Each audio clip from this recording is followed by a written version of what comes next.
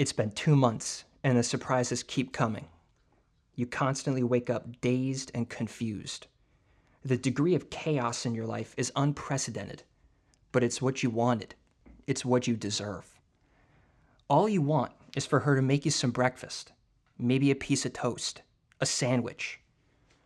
But she spends half her days golfing from sun up to sundown, even though she's always eating at the country club, the refrigerator. Your most sacred treasury is constantly looted, stripped bare of the golden butter that once made it shimmer. That night as you eat dinner together, a morsel of food falls to the floor, and you hear a voice whisper, "Waste! Fraud! Abuse!" At this point, you've had enough, and you ask her, "Are you sheltering enemies of the state beneath the floorboards?" She nods, and you tell her to point out their location. Just before you open fire to kill the invader below, she screams, "Don't shoot! She's my sister! We've always been in this together!" Then a deformed and retarded-looking creature bursts through the floor. Its one good arm fully extended. You scream, "Who is this?" And she says, "It's my twin. She's an illegal immigrant from South Africa." Your world stops, and everything becomes clear. You know who has been robbing you to the tune of $8 million a night. It's Elon. It's gloomy in Gaza, and the people are in pieces. I'm your host, Negative Nick, and this is the No Good News Podcast. So Elon's hiding under the floorboards, just like, what's that Quentin Tarantino movie? Inglourious Bastards, I think that's it. Yes, Inglourious Bastards. I'm pretty sure that's what we're talking about here. So there's a famous scene in Inglourious Bastards with Quentin Tarantino, where at the very start, we have ourselves a Nazi general coming into a French countryside home, and they're housing Jewish people under the floorboards.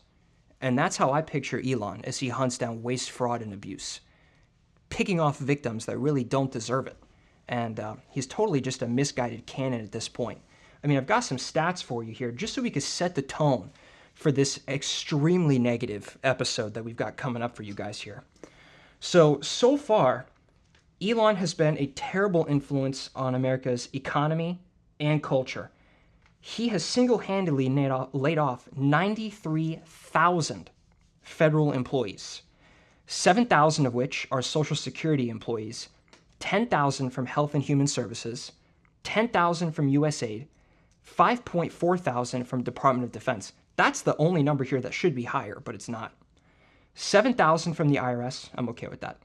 1.3 thousand from the Department of Education, which I'm also okay with. That's a 50% reduction at the Department of Education. So I'll be balanced here. A few of these items are good, but the Social Security employees is just absolutely unforgivable. I mean, these Doge layoffs are becoming a serious problem. And once again, as we discussed in the last episode, all of these cuts are completely unconstitutional. Elon has not received security clearance. He's technically not a government employee. He's out of bounds when it comes to regulation. And anytime the courts strike him down, him and Trump are just railroading the courts. Trump has basically collapsed the entire government into one branch, that being the executive branch, through, Dick Cheney and George W. Bush's unitary executive theory, which they have now totally mobilized into action. Like I'm saying, guys, the corruption is unparalleled. And people always say to me, because I know a lot of you guys in the audience are conservatives on this, and people say to me, "Nick, please give me an example of Trump's corruption." So here we go. He has closed half of all physical Social Security offices. Elderly people, this is how they file claims, receive their benefits, and ask questions. They don't like to go online. They don't like to call. They want to go somewhere in person. But you know what? Maybe if they do want to call, maybe we can make that more efficient, right? That's what Elon's all about. Efficiency, isn't it? Nope, just kidding. Elon fired all of the call agents at Social Security. If you call, the best you're going to get is a robot. You're not going to get a person. So half the physical locations have been closed, and all the operators over the phone have been eliminated. They've also been removing people from Social Security that are alive. Elon goes on TV and he says, "We found millions of people," millions, he says, that are over 100 years old that are receiving Social Security. This is false. That's a completely false statement. These people are in the database, but they're not receiving payments. You see, the Social Security mainframe is run on a software called Cobalt, which I also happen to use at my job. And in Cobalt, it is very difficult to remove a record from a database. Requires lots of updating, and you run the risk of corrupting different, they're basically called mapping tables, but in short, to make it simple, it's like different pieces of information that feed into a model. Cobalt is very dangerous when it comes to updating it. So if a customer dies, you just leave their record in the database, but that doesn't mean they're getting checks. Elon is either stupid or, what I believe, actively lying to the public. Instead, what he's done, oh, by the way, they also come out and they say, we found kids. They say, we found kids who are getting Social Security. Yeah, you dumbass, because Social Security gives money to children whose both parents have died. I have a close friend of mine. His mother died when he was young. He gets Social Security because his mother passed away. It's a part of the program. So does he just have no institutional knowledge on how Social Security works? That's not fraud. That's an intrinsic part of the program.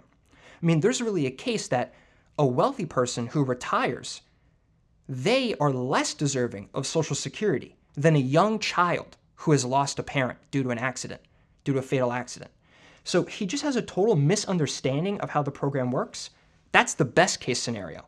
The worst case scenario is he is actively gutting this program for his own, Machiavellian small government dreams, fantasies. He has laid off weather service employees, which is leading to inaccurate rain forecasts from middle American farmers. He literally fired, and then out of embarrassment had to rehire the people who manage our nuclear weapons. The number one guy who manages our nuclear weapons, Elon let go of him and half his department. Then they had to bring him back. What an absolute dumbass. He's doing the same playbook he did at Twitter. He's coming in, he's cleaning house to reduce costs, but he's slashing important agencies. Now look, there are some agencies that I personally view are not important, right? And that's a matter of opinion. But cutting off the elderly's access to Social Security, making it difficult for middle American farmers to get access to weather, putting our nuclear weapons in jeopardy. These are all examples where basically nobody, unless an insane person, everyone sees these as important functions of the government. Yet he comes in and lays these people off.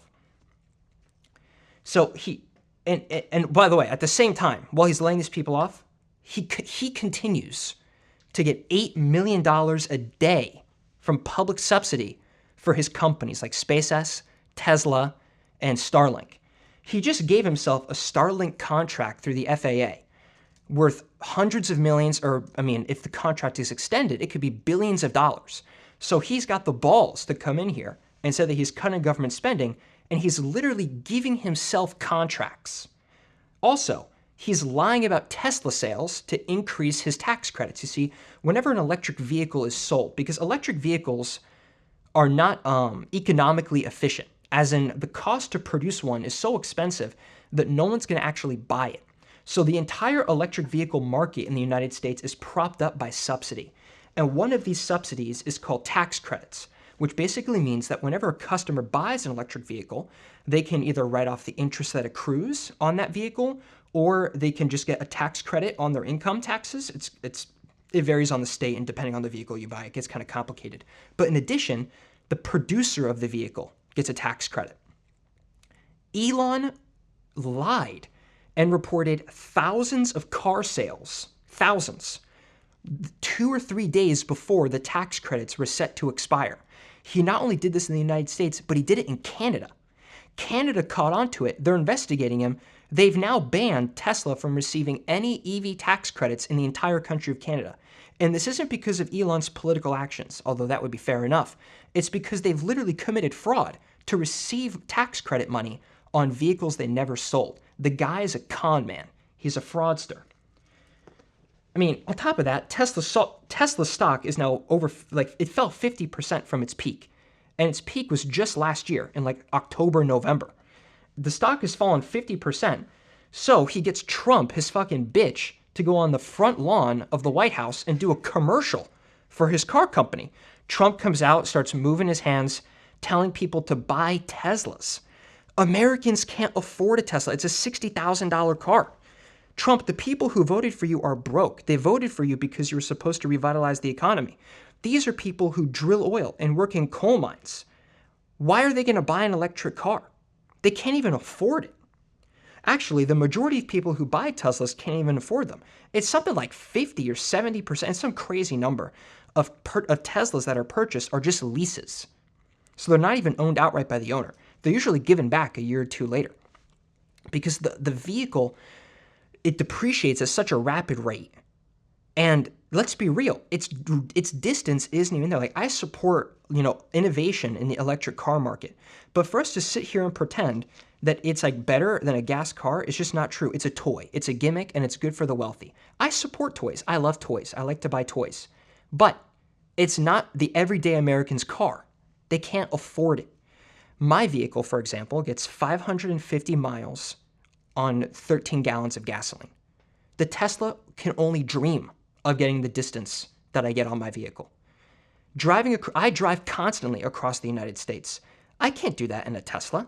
It just doesn't even make sense. Then you got to charge the goddamn thing. You got to park. It takes you forever. Terrible. And now, if I want to charge the vehicle, I gotta worry about that somebody's gonna come over and fucking spray paint my car or commit vandalism, because Elon's laid off 930,000 federal employees, and he's literally collapsed the system of government in the United States as an unelected oligarch. This guy, I said this last episode, he should be in jail. He's committed crimes. Whatever happened to blind justice? Whatever happened to Lady Justice? Lady Justice, you got to take off that blindfold and you got to look at Elon's big forehead. Oh my God. You got to put this guy in jail. Okay, so that's enough on the EV tax credits and Tesla. I mean, he gave over $250 million to Trump prior to his election to get Trump elected. And we now know what the quid pro quo was on that. Elon gave him $250 million, and Trump just handed him the keys to the castle and has given him all the butter in the refrigerator. The refrigerator used to be full of butter. Now it's void. And we're going to get to more terrible economic policies in the later parts of this episode. But you know what, Nick? Maybe that's kind of hidden. A lot of you in the audience, maybe you were unaware of this total railroading and corruption that's going on in our government. However, you might have some friends who work for the government. I personally have friends who work for the government and they've been laid off. They always say that a recession is when your friend loses his job and a depression is when you lose yours. Well, I've got news for you guys. The depression's coming. We've got stagflation. Inflation is high. Unemployment is high. The Federal Reserve is out of options. It's about to get real bad. At this point, we're not even prosecuting the crimes. We just had this, there's a group chat. There's this group chat on an app called Signal, okay? The way Signal works is it's an encrypted messaging software, which means that messages sent within the app are protected. But the device itself that's sending the message might be hacked. For example, in this chat that's going on, we have the Secretary of Defense who does tap dance on TV, if you've heard my first episode, Pete Hegseth, who is talking about war plans. And now you've got the right coming out and saying they're not war plans. It's a propaganda campaign. It's clearly war plans. He's talking about where we're going to drop bombs, the time we're going to do it, the intended targets. It's what I would call a war plan. Whenever I'm playing something with my friend, I say to my friend, what time is it? Where are we going? What are we doing? Okay, well, here we go. At 3:11 p.m., we're bombing this guy in this city with this kind of missile. Okay, that sounds like a war plan to me. I mean, what? At this point, it's just Orwellian nonsense if we're going to say that these aren't war plans. But the truth of the matter is, the good news is that these war plans are kind of inconsequential because it was just a bomb on desert people, the Tuscan Raiders, the Houthis of Yemen. So it doesn't really matter. There's really no consequences on the people we're bombing. Now, the bombing's illegal, of course, because this war is unsanctioned by Congress, and we're really just attacking the Houthis in Yemen because Israel wants us to, because all of a sudden we're Israel's bitch. I don't know when that happened. But at the end of the day, the information itself isn't really, it's embarrassing, but like there's really no consequence that it got out. The problem is, it's just the lack of professionalism and the illegality of using Signal. So we'll start with the unprofessionalism. You've got people celebrating in a group chat that hundreds of people just got bombed and blown away in the Middle East. Okay, well, let's be, that's a little crass, These are your children, these are women. We know for a fact that over 90% of deaths from drone strikes are civilian casualties. Okay, so let's not pretend here that there's no victims in this. That's number one. But number two, by using Signal, they are going around what's called the Freedom of Information Act. Have you heard of this, producer? No. So the Freedom of Information Act, it's called a FOIA request. Now, the Freedom of Information Act was a law that passed that says any free citizen can file something and they can get transcripts, including government emails, about interactions that went on. And now, they can be redacted, but at the end of the day, the conversations can be acquired by the general public. It's called a FOIA request, a Freedom of Information Act request. Now, let's not forget, guys, all you conservatives in the audience who were loving to get upset, let's not forget about Hillary and her 30,000 emails on her private server. You remember this, producer? You remember this? Yeah. There we go. It probably lost her the election, as it should have. Well, wait a second. Why do we get upset when Hillary is using an unsanctioned, unprotected email server, but we don't get upset when the Trump administration is using an unprotected messaging software, when the people on the device are not using protected devices? That's number one. But number two, they literally added a journalist to the group chat, which lets you know about the discretion of these people. You're adding a journalist, and the journalist you're adding is somebody who doesn't even like you. It's not even like you're adding your buddy, your propagandist journalist buddy. You're not adding Sean Hannity to the chat. You're adding this guy from The Atlantic who despises you and who, to be fair to the Trump administration, has, this journalist who I'm forgetting the name of, he did help propagate a lot of the fake news allegations against Trump, specifically Russiagate and things like that. But this is totally legit. So why are you adding this guy to the group chat? No matter what excuse, and then nobody even gets hurt, and then they come out on TV to say, we're not going to investigate it. Really, you're not going to investigate it. Whatever happened to government efficiency and getting rid of the people who deserve to be fired? Why is it that we're going to fire the head guy who manages our nuclear weapons, but we're not going to fire the staffer who added a journalist into an unsecured channel? Where's the double standard? Where's the consistency? And then my friends come online. I'm texting my friends and say, I'm happy this happened because now I, as a citizen, am aware that Trump is against the Houthis. And in this chat, by the way, there was a lot of anti-European sentiment that it just so happens a lot of my conservative friends have. It doesn't matter if they agree with you. It's the general principle of the matter, which is that there's a lack of security in this chat. Okay, so that's more corruption for you. Now let's talk about open bribery. Okay, bribery is my favorite. So in the last episode, I discussed how it's now legal for American diplomats to bribe foreign officials, and I do support that, and I still support that. But what I don't support is bribing American citizens to vote on your behalf. Nick, what do you mean? Elon Musk goes on Twitter. What does he call it now? He calls it X. He goes on Twitter. I'm going to call it Twitter. He goes on Twitter and he says, anybody who sends proof that they voted for the Republican in the Wisconsin judicial election will receive $100 from me. So he's paying people to vote the way that he wants. Already that's a crime. Will he be prosecuted? Of course not, because he's above the law apparently. But already that's a crime. In fact, it's a crime for every single person he pays. So, I mean, literally 2 or 3 of those, it's already a life sentence. Okay, but he's probably, I mean, he literally paid thousands of people. But then he says, 2 lucky citizens who vote for this Republican judge, I'm going to give away $1 million to 2 people at a public rally. At random. 2 random people who vote for this Republican judge. Massive corruption. Announces it in public. Do you guys remember when we used to commit crimes in secret? Do you guys remember that? I remember that. It was only a few months ago when we used to commit crimes in secret. Now we commit crimes in open. We brag about the crimes that we commit. You know, there's a great scene from The Big Short where Michael Scott, I don't know, what's his name? Steve Carell. Steve Carell says, why are they telling on themselves? And Steve's colleague says, they're not confessing, they're bragging. That's exactly what this is. Elon and Trump feel, and to be honest, they are at this point, that they are above the law. So they're bragging about the crimes that they're committing, of which we can just add to the list of hundreds at this point, is literally paying people to vote on your behalf. An actual crime. Okay, well, Nick, at least 2 lucky random people got $1 million and everyone else got 100. Isn't that a good thing? Isn't it a good thing when our billionaires give out charity? Okay, well, this isn't charity, right? It's obviously pay to play. But one of those random people was the head of the Young Republicans Club of Wisconsin. Wow, how random. So random. Okay.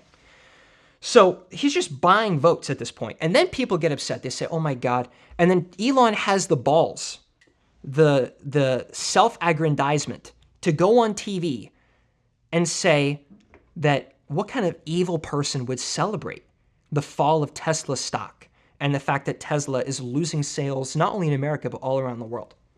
I'll raise my hand. I'm excited that Tesla's failing as a company. They should fail. There's something in economics called founder risk. Founder risk is when the founder of a company becomes too politically involved, economically involved, or just gets too much news around him that he ends up generating poor business for the company. This actually happened with Bill Gates, which is why he stepped down as CEO many years ago. Well, it's happened with Elon. Elon should step down. He should set his ego aside. And if he really wants what's best for his company, he should step down from Tesla.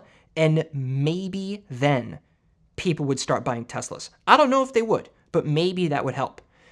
But if he's going to have the ego to not step down from his company, and if he's not going to be prosecuted because if he's going to be immune to legal prosecution, then the people are going to show up however they can.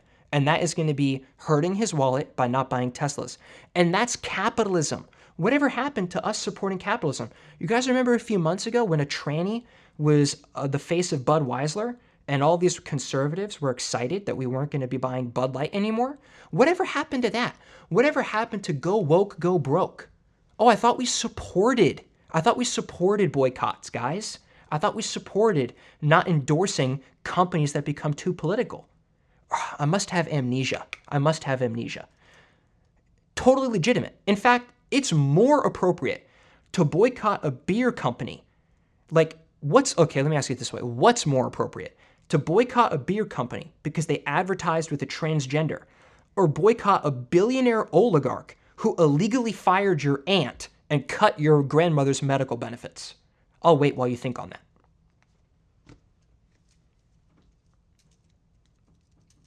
Yeah, I'll give you a little bit of time there, but to confess, I needed a break. At the end of the day, this guy's just out of control. Not to mention, how is he running Tesla? He's basically there's reports that he's living in the White House. He's a ketamine addict. He's up in the middle of the night defending himself online. He's not running Tesla. I bet you he barely even spends 20 minutes a day on Tesla. He should just step down and try to salvage the company's reputation. He's a deadbeat dad. This kid is 13. He's got 13 kids. His ex-wives, or surrogates, whatever fucking word you want to use, are coming out on Twitter. And they're saying, Elon, where's my child support? Elon, our child is sick. He's in the hospital. Elon, we need money. Our child is going to die in the hospital. You won't pick up my phone calls. You won't answer my emails. You won't answer my texts. Your secretary is ignoring me. You've given me no choice but to come on the social media platform that you own and beg for medical assistance for your own children. How about you stop defrauding the American people and you take care of your kids, you piece of shit. Give me a moment.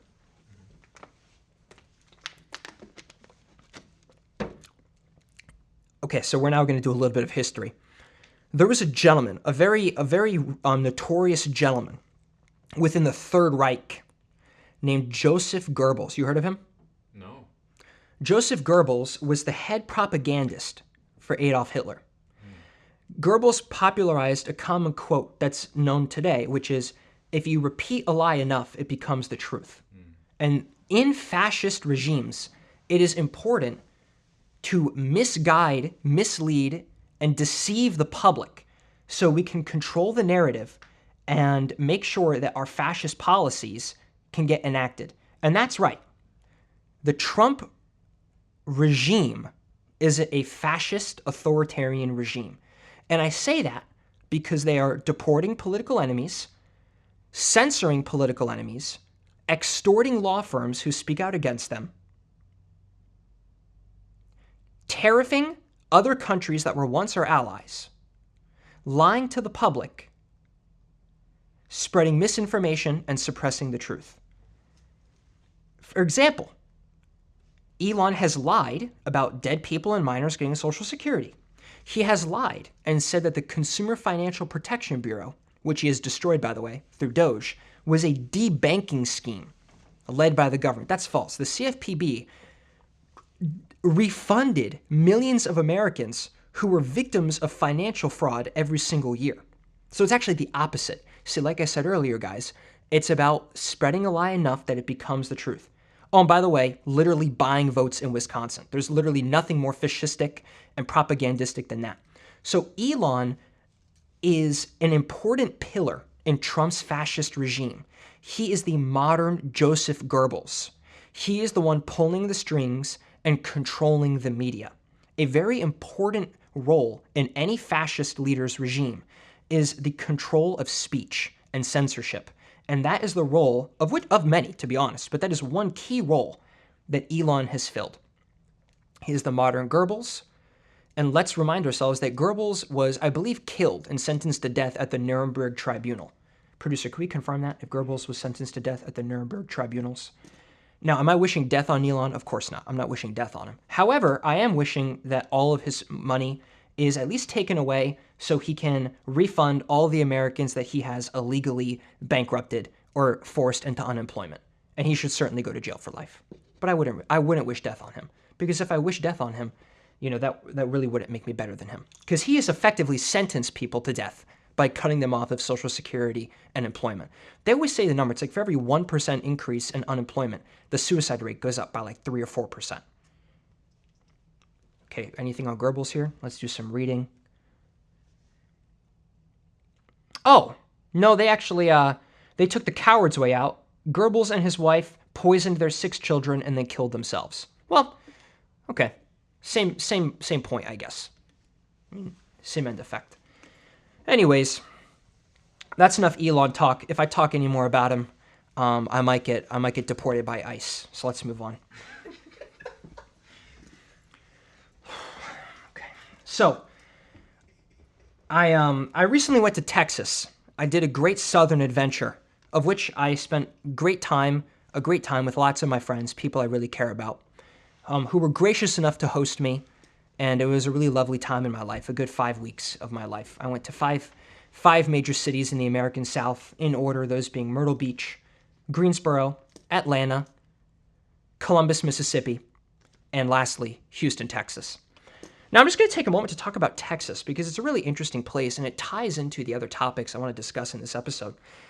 Texas has a very powerful economy. I specifically went to the city of Houston. I always knew that America exported oil, but as I'm driving along the port of Houston, the coastline of Houston, you see these massive oil tankers. 24/7, these puppies are getting filled up with oil, shipping out across the Great Pacific, the Atlantic, the Gulf of America, shipping out, sending our oil across the world. I do some Googling, I find out we have pipelines all the way from the Northeast, Pennsylvania, Canada. Everybody is sending their oil through pipelines underground down to Texas to be refined and shipped out. It's really a magnificent thing. There's some pollution down there, but that's okay because the pollution is what, victory and wealth smells like, gasolina, so you get that smell in the air. And my friend lives right there on the port. And, you go outside and you get that rich smell of petroleum in the air. really fills your lungs, and it makes you proud to be an American. In these dark times, that was something I was able to be proud of. I mean, these people have a very strong culture. Lots of cowboy boots, hats, belt buckles, southern accents, that southern drawl that drips like molasses. You know, that's how they all talk. And they're nice people. They're good people. Very conservative. I went to the rodeo. The rodeo is an athletic for you Northeasterners. I know you're a big portion of our audience. The rodeo is not a charitable organization, which we have in the Northeast. There they call it something different. It's where people get on horses and bulls and compete in a series of athletic events, like roping, bull riding, all sorts of stuff, barrel racing. It was a great event, and I really enjoyed it. Really exemplified that Texas culture. A lovely place to be.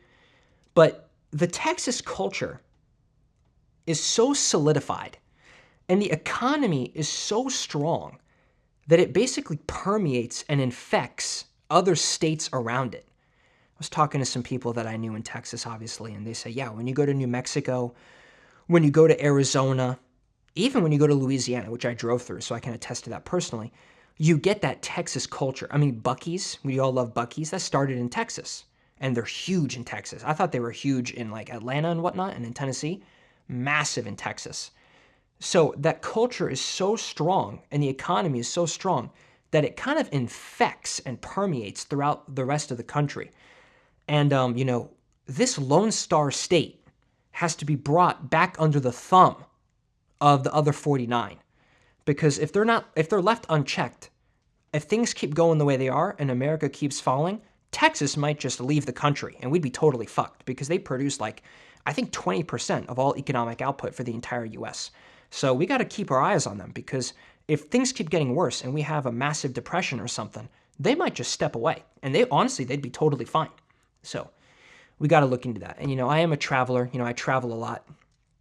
And ever since going to India, I now have had two friends, separate occasions, say to me, Nick, you did fine in India. We should go to Iraq. I don't want to go to Iraq. I'm going to get killed if I go to Iraq.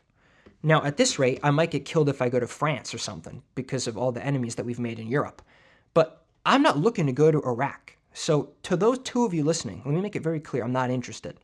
But when I was having conversations, my phone is near me. So my friends are saying, Nick, come on. Like they call me on the phone. Nick, we got to go to Iraq. It's beautiful. Such a rich culture, such a friendly people. Remember, guys, we fucking carpet bombed this whole country for 20 years. But now they want me to go to Iraq. Well, my phone picks up on this conversation.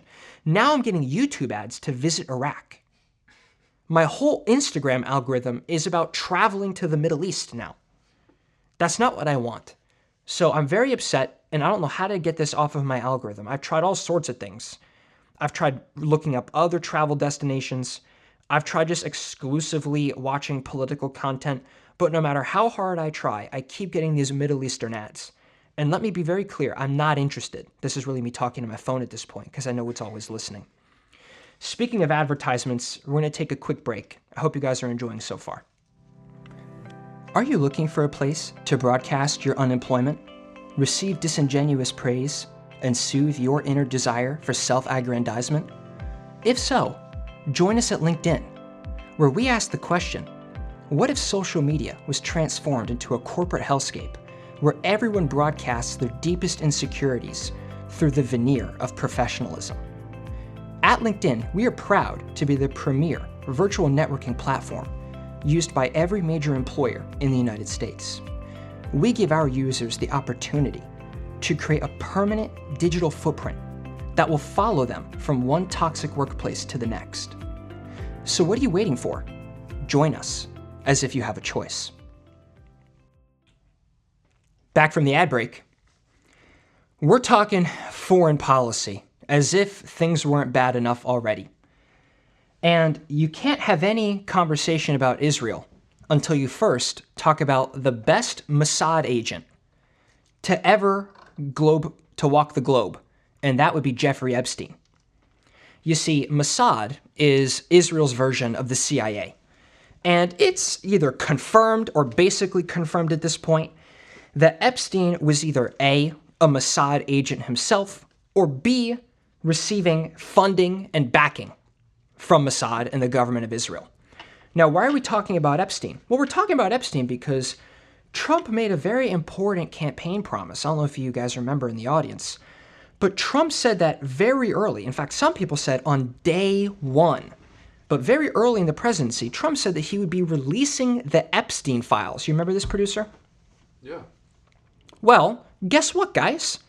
Those Epstein files get released, not the day of, but like 3 or 4 weeks later. The files were the exact same documents that had already been released publicly online. It was no new information, and the files were not only redacted, but they were more redacted than the versions that already existed online. Complete scandal, total betrayal of public trust. And here's what's going on, guys. Trump is on the list. Jeffrey Epstein is on audio recording saying that him and Trump were best friends for years. Trump, we know that Trump has been on the Lolita Express, which was the name of Jeffrey Epstein's plane. Lolita was a book or a character in a book that's approximately 50 or 60 years old, where a young girl is sexually abused by an older man. So Epstein gave his plane a very nice, appropriate name of the Lolita Express. We know Trump's been on the plane. We know he's been on the plane. We have Jeffrey on audio saying that him and Trump are best friends. Trump wished Ghislaine well. Quote, "I wish her well," when Ghislaine was arrested and sent to prison. Trump's on the list. So that's why they're not going to release the list, because he's on it. Let's move on from that, just to put that whole topic to bed. As we all expected, Israel is out of control. Since our last conversation, because we did discuss how Syria, I believe it was our first episode. In our first episode, the Girl You Deserve, we discussed that at the very end of the episode, that Syria had undergone a civil war and now had new leadership. Well, Israel took it upon themselves to just fucking invade Syria, and they're now occupying anywhere between 10 and 25% of the country. So what the fuck happened there? That's not being reported. Nobody in America has been talking about that. But not only did they take the Golan Heights, which I predicted in the first episode correctly, but they've actually gone beyond what I thought was even possible. And they're basically taking vast swaths of land in the southern country as a, quote, buffer zone. But that's bullshit, obviously. They're an imperialist country, and they're looking to make greater Israel. So they're in Syria now. They're also now, they're still rolling through Gaza. Trump's plan of conquering and owning Gaza is now on full display. Netanyahu came out on TV to his country and said that they're going to move forward with, quote, Trump's plan to conquer and occupy Gaza. Guys, it's happening. This genocide is happening right now in front of our eyes. The world will never forgive us for this. And it has already destroyed our Middle Eastern alliances. And this, coupled with our crazy tariff policy now, and our own imperialist policies with Canada and whatnot, it's, the empire is in collapse. The empire is in free fall. So yeah, we've got freaking Israel in Gaza still. By the way, in case, oh my God, they have the ceasefire, they're gonna stop the war. They signed a ceasefire. Well, Israel went back on that ceasefire. Israel betrayed the ceasefire, and they have resumed bombing. So they got a few of their hostages back, and once they got their hostages, they continued the brutal assault and starvation and campaign against the people of Gaza. Trump goes on social media. Producer, you could find this for your own enjoyment if you would like. Trump goes on social media and releases a AI-generated animated video of him owning Gaza. Have you seen this, producer? No. This is incredible stuff. You have clips, it's AI generated, of a golden statue of Trump in the middle of Gaza, a Trump hotel, him and Netanyahu shirtless at the pool. You have beautiful Western white tourists on the beach strolling through Gaza. And you have Gazan brown people working at like Subway or Outback Steakhouse in Gaza. The video is so fucking dystopian that I actually thought it was fake when I first saw it. It's super fucked up, guys. And for those of you who are interested, you should absolutely go online and look this up. Is it funny? Yes, it's funny. Of course it's funny because Trump is a comedian. But the fact that this is actually real and produced and released by Trump is insane. You see, in the Bible, we talk about false idols and worshiping a golden calf. Trump is literally wants to build a statue of himself made out of gold in Gaza. He actually thinks that he can be the savior of this war-torn part of the world. It's sacrilegious. It's sacrilegious. It's unethical. It's a war crime. He should go to The Hague. But yeah, that's happening. Actual AI videos of Trump and his, what did he call it? He called it the Riviera. That's what he wants to make Gaza into a resort, and he wants to call it the Riviera. I mean, this is dark stuff, guys. He then goes on TV and says, we're gonna remove the Gazans from their territory, and we're gonna settle them elsewhere, and they're gonna love it so much that they're not even gonna want to come back. They're not even gonna want to go home. They're gonna love their new home so much that they're not gonna want to come back. Very interesting. Very interesting. That sounds like eerily similar to the exact message the Jews were told for thousands of years as they were kicked out of one country to another, and then another, and then another. But now we see that generational trauma is coming back. They always say a child who is abused will likely abuse their own kids. Well, it looks like a people that have been Holocausted are going to commit that same atrocity against others. Because that's obviously what's going on. We've got some real generational trauma going on in the Israeli population. But I'm not gonna use therapy as an excuse for these people. It's terrible stuff. And it's not even like it's a government thing, where it's not like the Israeli government's doing it, but the people don't support it. They've done poll after poll after poll. It was some crazy number. It was like 5% of the Israeli population thinks that the Israeli army is going too far. That's crazy. That's absolutely insane. So, I mean, it's just the Gaza situation just continues to get worse and worse and worse. And Trump isn't helping. He's instigating it. And that once again goes back to, the signal gate and the bombing of the Houthis that we discussed earlier in the episode. More imperialism, more warmongering, and more foreign policy. Let's shift our goals to North America and the Monroe Doctrine.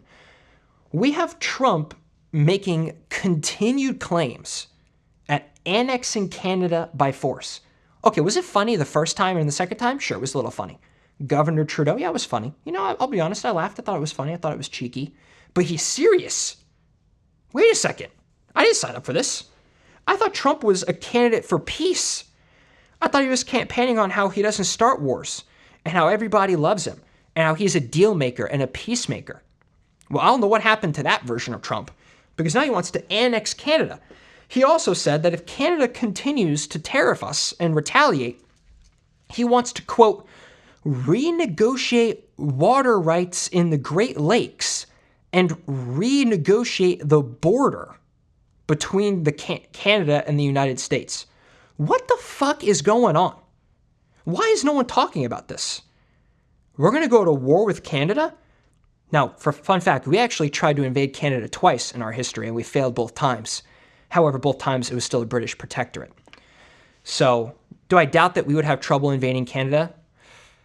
No, I think we would very easily invade Canada. But the problem is we shouldn't invade Canada because they're a strong ally of ours with good cultural ties, and we have lots of economic relations with them. We have no reason to invade them. They've always been nothing but friendly for us. When 9/11 happened and planes were stuck in the sky and they didn't know where to land, Canadian airports all across the country took in our flights and gave shelter and housing to our people for free when our nation was in crisis. When we went to the Middle East for war, Canada had nothing to do with that. They signed up and they sent their own people when they didn't have to. Canada was with us on D-Day, defending the New World with us. And now we have come and we've spit on them by disrespecting them, wanting to renegotiate water rights, putting tariffs on them, renegotiating the border, making fun of their leadership, and frankly, just threatening their sovereignty. It's a real shame. And I'm hoping that when this Trump presidency ends, which it may not, because he wants a third term, which is a whole other crazy thing. I'm not going to talk about that in this episode because anyone who's listening is going to say, oh, Nick, that's a conspiracy, or Nick, he's just trying to, get a rise out of the public and he's playing with the public. He's not actually going to do a third term. That's what you guys are going to say. But there's like an actual legitimate judicial and legal argument that is being built up in the United States to get Trump a third term. But we're not going to discuss it. I'm just letting you know right now, there's a very real chance he's going to try. But the fact that he's threatening Canada is terrible. He's now also saying that he's literally going to invade Greenland. Now they're drafting up invasion plans for Greenland. Our Vice President, J.D. Vance, just visited Greenland, not wearing a suit, by the way. So whatever happened to that argument with Zelensky, there goes the double standard on that. But he visits Greenland. And they're going around and they're trying to find people who live in Greenland who want to join the United States. Nobody wants to talk to Vance. Nobody will let him inside. He's fucking freezing. He's so cold.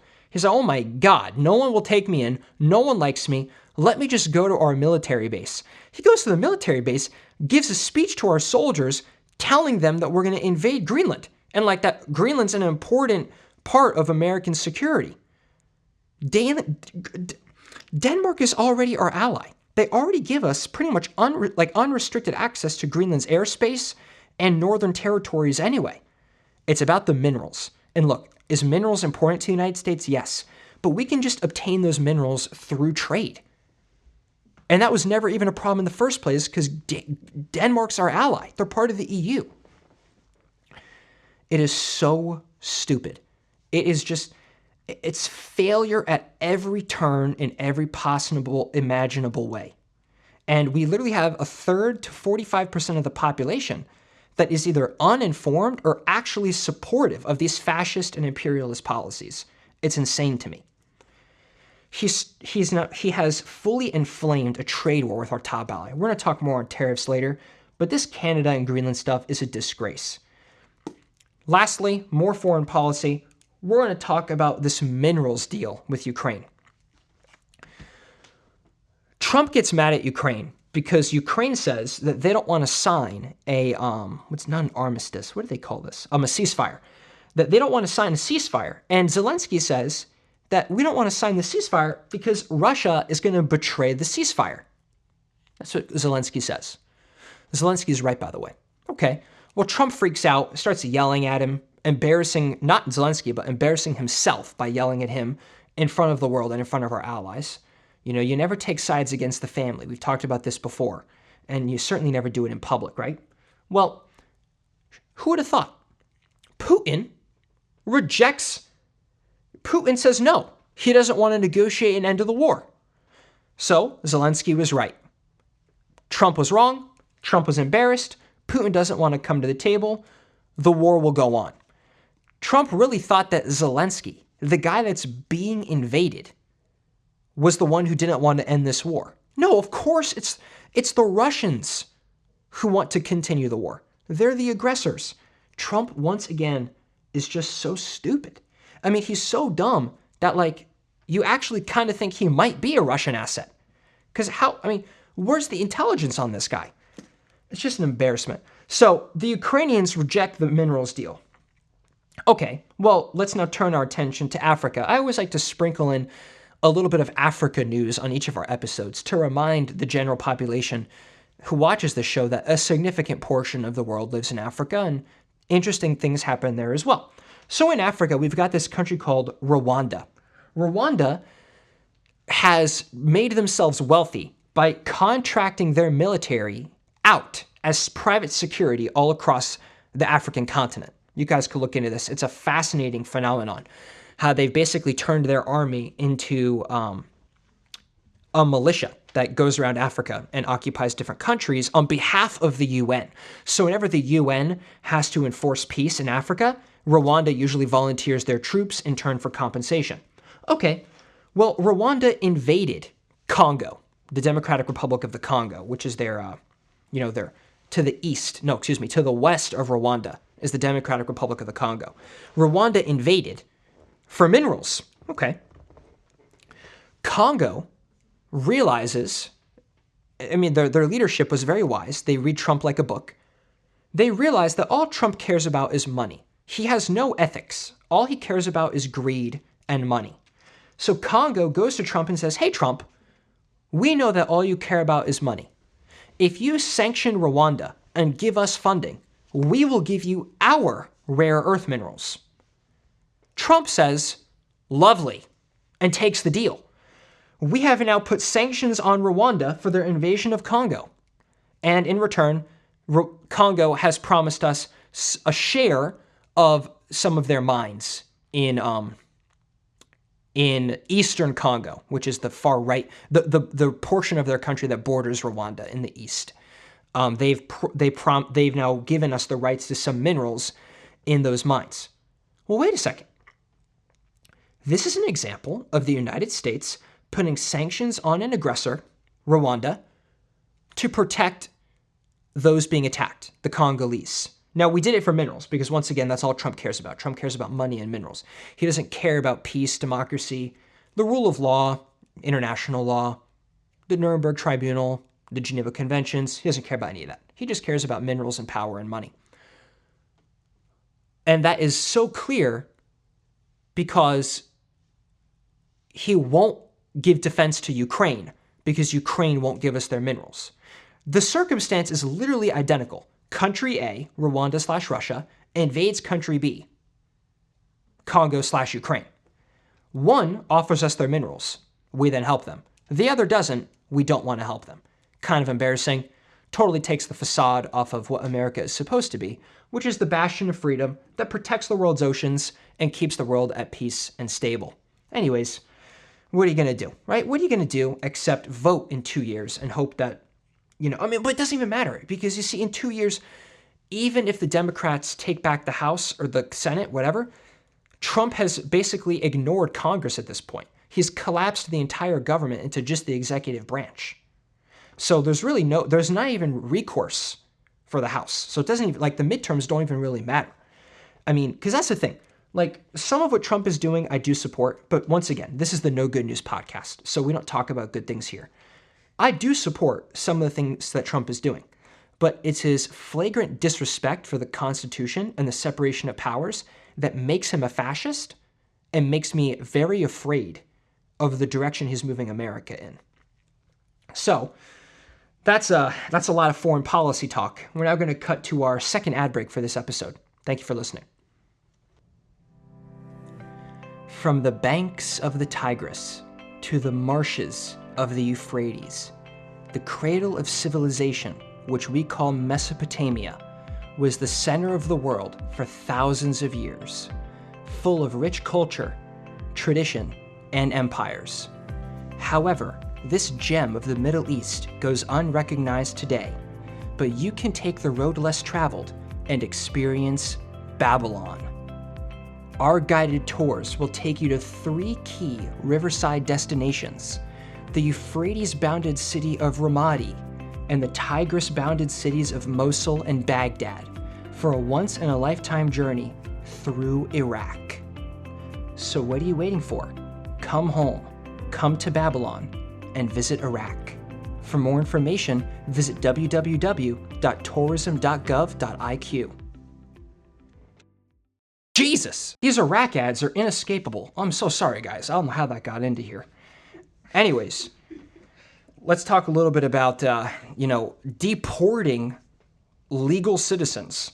So, since Trump has taken office, we have had, this is a real figure, guys, 100,000 deportations by ICE just in 3 months since Trump has, Well, it's technically since January 20th, so it's really less than 3 months. We have 100,000 deportations.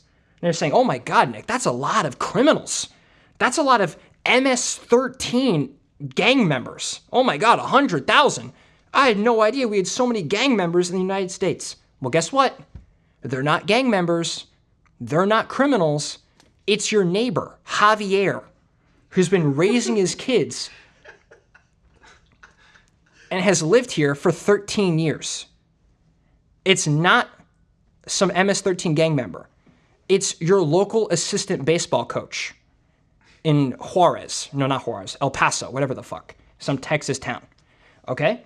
So, of course, this is totally unethical and illegal. These people are being given no trial. They're being illegally searched at the border, or they're just being found at their homes. There's videos circulating. I just saw a video yesterday.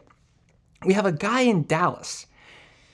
He leaves his home to take out the trash. So he's literally just going to walk to his front yard to put the trash away. Gets swarmed by agents, plain clothing. They cuff him, throw him in a car. His wife hasn't seen him since. He doesn't answer the phone. They just make you disappear. It's literally the secret police. Guys, I'm telling you, we are living in a fascist regime. First, they come for the people who are the most vulnerable in the society. The people that no one really wants to stand up for. The people that no one really cares about. But soon, they will start coming for more and more groups of people that we do care about. And it's important that we stand up and we defend legal citizens, and just even if they're immigrants. Now, this guy who got taken by ICE was a green card holder. He had a green card. He was legally here, and that's it. Well, wait, Nick, there must be Nick, where's the rest of the story? I mean, Nick, he must have committed some crime. There must be something wrong with him for them to just disappear him. Nope. What's actually happening here is ICE has quotas. 1,200 deportations a day is their quota. Yes, that's the actual quota. 1,200 deportations a day. After a few fucking days, you're going to get all the gang members. I mean, a lot of these guys are already tracked on watch lists anyway. At this point, you're just taking away legal citizens. We deported a Venezuelan famous soccer player who came here as a refugee. We deported him, a legal green card holder. Now, we're also deporting students who come here on student visas who are protesting Israel's genocide in Gaza. Well, wait a second. I thought the right was all about free speech. Whatever happened to free speech? Oh, well, Nick, they're not technically U.S. citizens, so they're not protected by free speech. False. There is Supreme Court precedent that anyone within the United States, legal or illegal, is protected under the First Amendment. So that's already false. But these people came here on student visas that were approved by the government. It's not like they're freaking illegal immigrants going to Columbia University. These are reputable scientists and leaders of the future. The whole draw of the United States is that we bring in smart people from around the world so we can justify our people continuing to be retarded. But now we're deporting some of the smartest people on earth because only a dumb person would defend this genocide in Gaza. It's going to take some smart, young, and courageous people to protest. We look back and we admire the protesters of the Vietnam War. This is the same thing. In fact, this is even more honorable, to be honest, because now you're basically protesting against a modern-day Holocaust that your own country is committing. But I rest my case on that. It's been 100,000 deportations. Lots of these people are illegal green card holders. A lot of these people are what's called dreamers. So the Dreamers is an initiative that President Obama started, which is the idea that if your parents came here illegally and then you were born here in the United States, well, you've spent your whole life, or no, excuse me, you were not born in the United States. Your parents came here illegally and they brought you. So you came to the United States illegally, but you came as a baby. You were 1, 2, whatever. You were very young. So you've lived your whole life here in the United States. Certainly all of your memories are here in the United States. And these people were called the Dreamers by the Obama administration, and they were given green cards. This is something I support. Now they're deporting Dreamers. Well, they're deporting the Dreamers back to their country of origin. But remember, they came here as a baby. They have no family that they know of, no relatives. They don't even speak the language of their home countries. Remember, it's 1,200 deportations a day. These are innocent people. This is the baseball coach down the street. These are regular, upstanding Americans with jobs who own property. And we're deporting them. ICE agents are coming up in plain clothing. They're not even wearing a uniform. They don't read you your rights. They don't tell you what you're being charged with because you're not being charged with anything. Remember, you have not committed a crime. You are here legally with a green card. Oh, well, Nick, you're exaggerating. Most of the people that they're deporting are actually illegals. Okay, well, number one, that's pure conjecture because ICE hasn't released the data. I think they haven't released the data because they know it won't look good for them. But even if it's 5%, even if 5 out of 100 people that you're deporting are legal green card upstanding citizens, I don't support that program. And also, we know that the vast majority, we know that illegal immigrants are less likely to commit crime than actual American citizens. So the whole narrative is bogus anyway, but whatever. So it's unethical, illegal, and anti-American to deport legal immigrants. But that's what's happening in this country every single day. Well, where are we sending them? Where are we sending these legal citizens? Not citizens. Where are we sending these legal residents to the United States? We are sending them to an El Salvador slave labor camp. Yes, you heard that correctly. A slave labor camp in El Salvador. Bukele is the dictator of El Salvador. Bukele has single-handedly turned El Salvador from one of the most dangerous to one of the safest countries on earth in just a few years by sending every single male in the country with a tattoo to jail because all these gang members had tattoos. Let's be clear that a lot of other adults in El Salvador with tattoos are not gang members. But if you had a tattoo, they send you to jail. So there's a lot of innocent people in El Salvador that were also sent to jail. When you go to these jails, you're not allowed to have visitation. Your sentences are life, and you're forced to do labor. The prisons are larger than football fields, multiple football fields in size. Thousands of people, thousands and thousands of people are in these prisons. Well, Trump struck a deal with this guy that they would house the people that we deport. So if we deport somebody and we don't know where to send them, we send them to an El Salvador work camp. Okay, at this point, the fascism parallels are a little freaky, aren't they? I mean, we've all heard of Auschwitz, right? We've heard of this place where we sent the Jews and the disabled and the gypsies. Well, wait a second. Now we're sending American legal residents, law-abiding citizens with children, working people, good, upstanding people, to El Salvador prisons.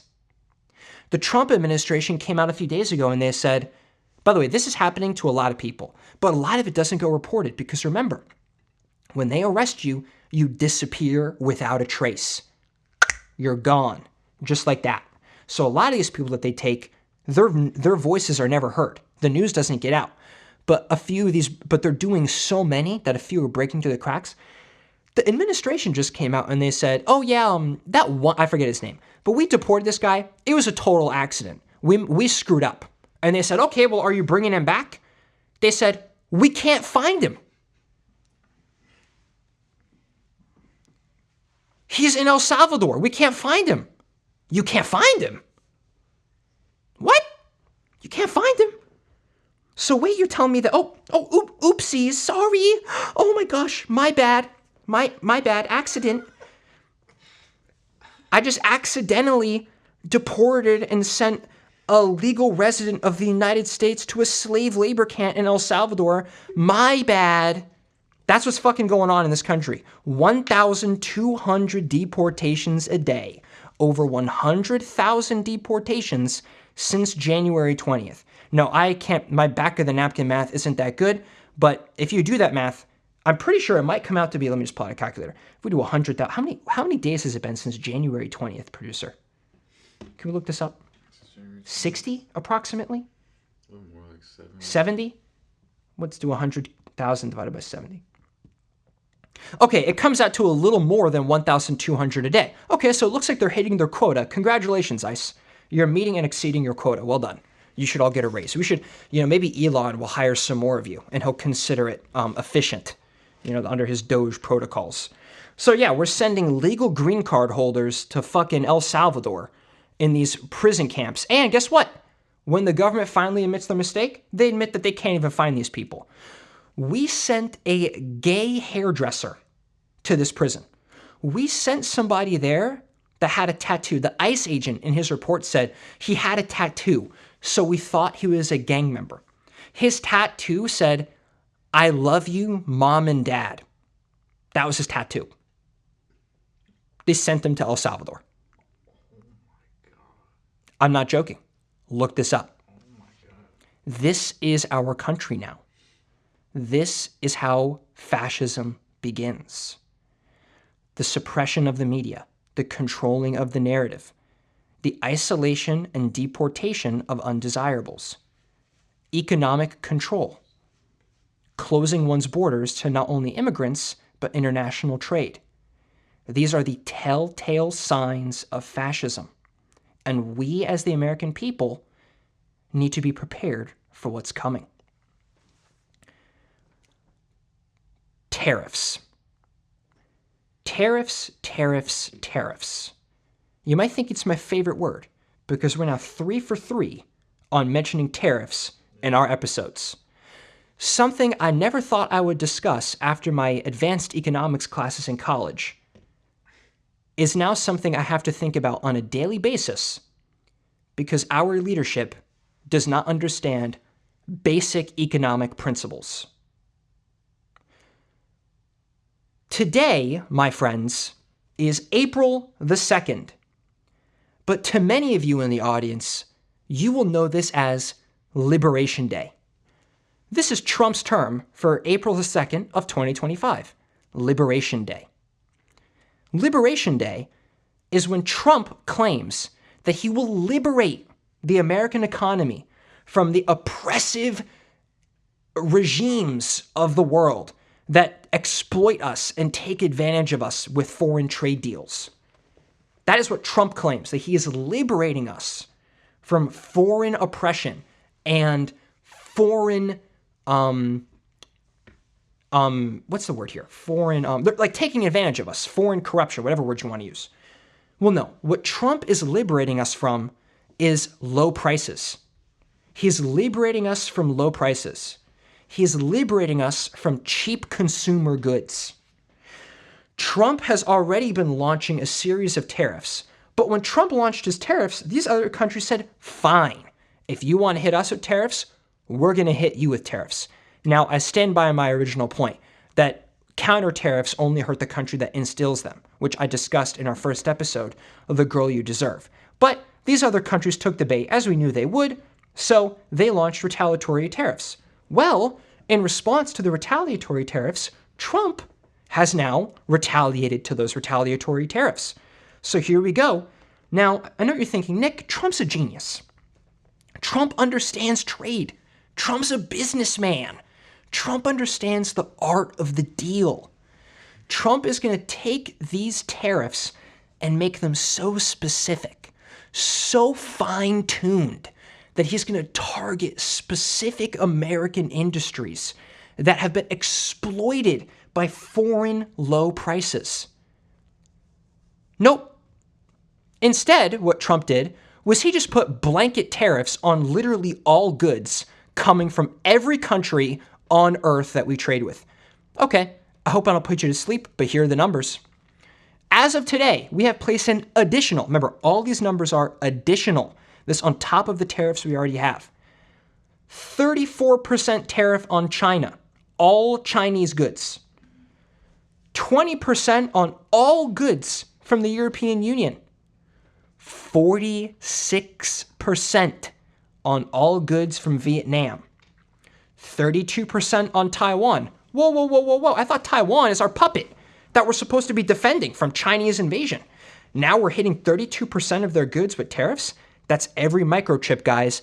Get ready for your Xboxes, your consumer goods, your computers, your phones.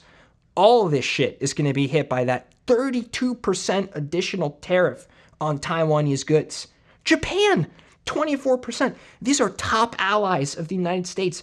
26% on India, 25% on South Korea, 36% on Thailand. You're going to notice that the countries with the biggest numbers are the countries we get the most shit from. Of course, because it's not like Trump could cut us a break. He had to punish us the most on the countries that we trade with. 31% on Switzerland. There goes all my gold. That shit's going to become so much higher. I mean, it already has. We've got 32% on Indonesia, 24% on Malaysia, 10% on United Kingdom. Let me just list off the ones we care about here. 37% on Bangladesh. There goes all your t-shirts. 44% on Sri Lanka. More t-shirts. I'm sorry, guys. I like a t-shirt just as much as the next guy. 48% on Laos. That has to be personal. I don't know what the reason for that could be. That's insane. I mean, this is just an incredible list. 38% on Guyana. They give us a ton of oil. I mean, what are we doing? A lot of these are our puppet states. Why are we punishing our puppets? You see, guys, when you have a colony, when you have a puppet state, you're not supposed to punish them. This is literally the reason we revolted against the British. Do our leaders not understand history? Do they not understand trade policy? Are they actively looking to destroy the American empire? I actually think the answer is yes. There's no other rationale for this. I'm just reading a list. I'm looking for anyone else that we would really care about. Wow, Afghanistan, only 10%. That's surprising. I'd expect that to be much higher. Syria, 41%, more oil. So a lot of these oil-producing countries, it looks like we're hitting them with really high tariffs as well. But if you guys were curious, just to let you know, I'm looking at a list here of over 120 countries, and the lowest is 10%. So for all effective purposes, we just put a 10% tariff on every single good coming into the United States. Well, Nick, don't worry about it. Nick, the United States has a strong economy. What are you worried about? We produce a ton of stuff here in the United States. False. We are hitting record trade deficits on almost a monthly basis. This last month, new trade deficit comes in. $148 billion in a single month. We're now basically kissing $150 billion of trade deficit on a monthly basis. $150 billion of trade deficit used to be unheard of. That would be 2 or 3 years of total trade deficits. We're now hitting that in a single month. The tariffs aren't going to make it better, guys. They're going to make it worse. I told you about this on our first episode. This is what America has become. We are already in a recession. The stock market has tanked. Major companies are laying people off. Consumerism is going to fall. Production is falling. All these auto manufacturers, they don't produce cars in America. They import the parts because it's too expensive to make it here. Oh, well, Nick, Trump's going to cut regulation. It doesn't have to do with the regulation. It's because an American isn't going to work for $4 an hour. An American wants 30, 35. You know how much money you'd have to pay me to work in a car plant? I'm not working in a car plant for $4 an hour. I'm not even working in a car plant for $15 an hour. Have a Mexican do that. That's why we don't make cars here. It's not about regulation. Trump thinks it's about regulation that we're getting split. No, the American people deserve more. They want more. The American people don't want to work in sweatshops and compete with Indian children. When I went to India, I literally saw children making t-shirts in factories. I saw it with my own eyes. These kids are 3 or 4 years old. They can't even talk. They're making fucking t-shirts. That is who John, your neighbor, is going to be competing with as he's making t-shirts. An Indian child makes 10 rupee a day, which is 12 cents. 10 rupees a day, 12 cents a day, to make t-shirts. That is who Trump wants to compete with. Trump thinks that regulation is the reason that we can't make cheap consumer goods. No, it's because we don't pay people slave wages in the United States. It's like Trump never took a basic economics course. In economics, there are 3, or you could argue 4. There are really 4 factors of production: land, labor, capital, and management.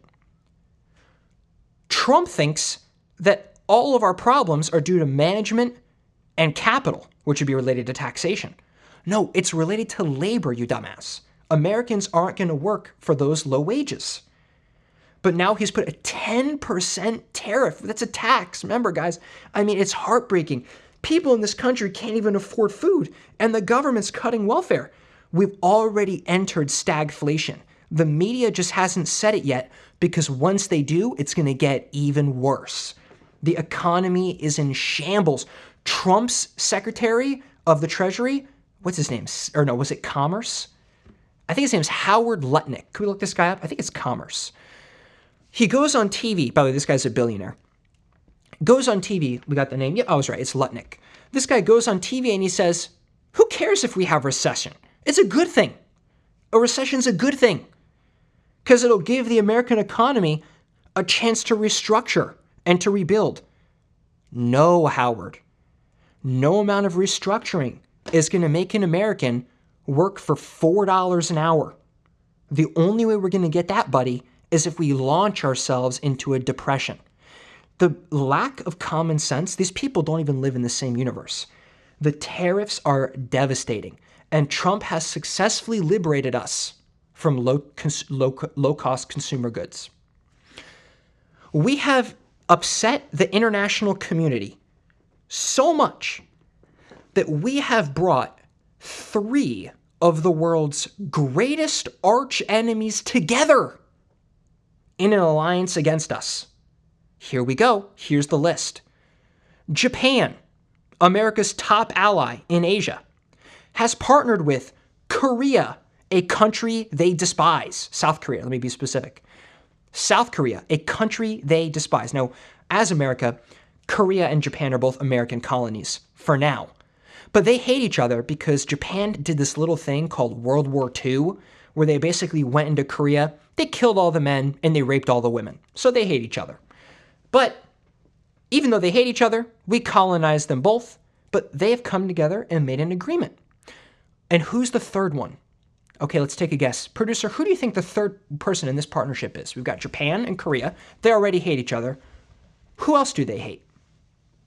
I don't know, China. China. You're absolutely right.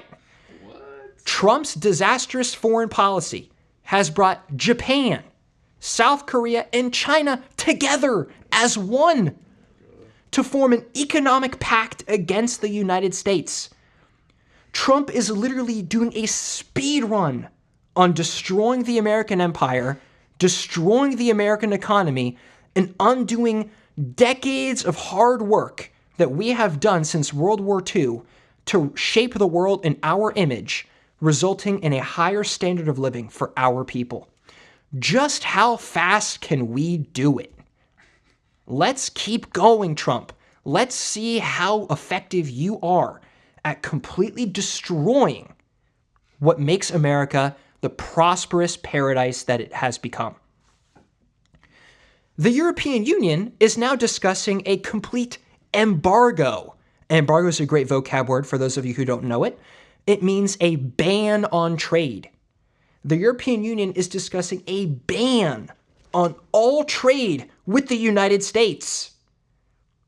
This would be disastrous. But to be honest, the tariffs are so high at this point anyways that trade between our continents is going to die out anyways. But now we're talking full-on embargo? Embargo is usually reserved for, quote, hostile nations who are prone to imperialism and war. Wow, well, that does kind of sound like America now, doesn't it? We, for example, just so you guys understand, we have an embargo with Cuba. So that's what it takes to embargo a country. You have to hate them as much as we hate Cuba. The EU is about to launch an embargo against the United States. It's actually in legitimate talks. The entire American empire is collapsing in front of our eyes. Oh, and by the way, I forgot to mention that, like, what was it? I think it's over. We're in a ballpark it. I'm rounding down, but that $25 million that Elon spent on that election in Wisconsin, he lost big league. He lost like 50. The Democrat won with like 57% of the vote, and that's a great thing. The people of America are starting to realize that this Trump presidency is insane. It's too radical. And like I told you guys in our first episode, the American people miss Sleepy Joe. All right, let's cut to our last ad break. Is your neighbor playing loud music at all hours of the day? Just an incessant loop of gasolina and pepas that you can no longer tolerate? Then we have a permanent solution tailored just for you. Deportation, sponsored by ICE. U.S. Immigration and Customs Enforcement is looking to rid the streets of illegals, criminals, and green card holders in your area. With your help, we can rid our peaceful American suburbs of the Venezuelans, Colombians, and Haitians that cause us so much trouble. Worried about backlash? Don't be. ICE agents wear plain clothes and will make your target disappear in a matter of minutes. So what are you waiting for? Call 1-888-351-4024 to anonymously report a Latin near you.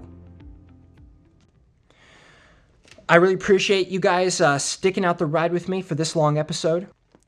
These are dangerous times for the dollar. These are dangerous times in America as we descend into fascism. I ask that you all keep your family safe, be careful with the green card holders that you know, and brace for impact, because a recession is when your friend loses their job, and a depression is when you lose yours. Good night and good luck.